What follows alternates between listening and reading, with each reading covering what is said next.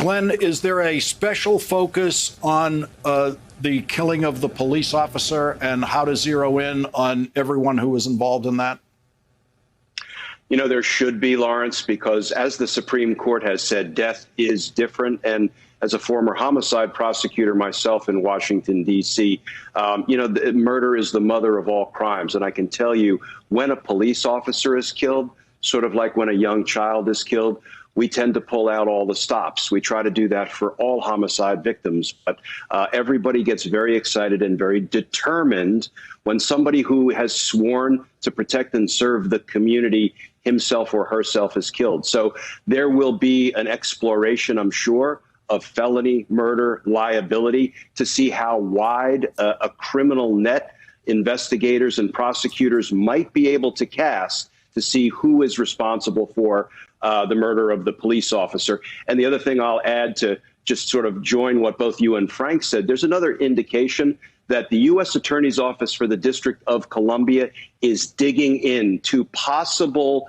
complicity by members of Congress, because they are not only running this investigation in my former office out of the National Security Division, which is exactly where I would expect it to be housed, because an insurrectionist attack on the U.S. Capitol is a national security matter. However, they also have our public corruption section at the D.C. U.S. Attorney's Office assigned to this case full bore, which is an indication that's a unit that investigates and prosecutes corrupt government officials. That's an indication that they are looking potentially at complicity by members of Congress.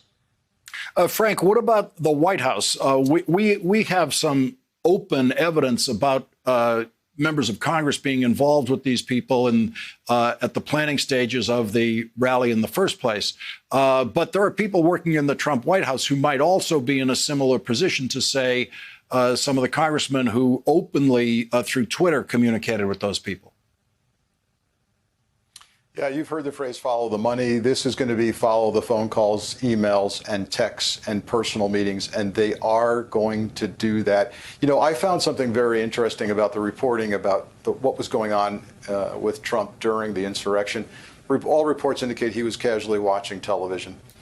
If you're a Secret Service agent and there's an insurrection underway against our government, the first thing that is triggered is moving your protectee, the president, into the bunker or getting him out of harm's way.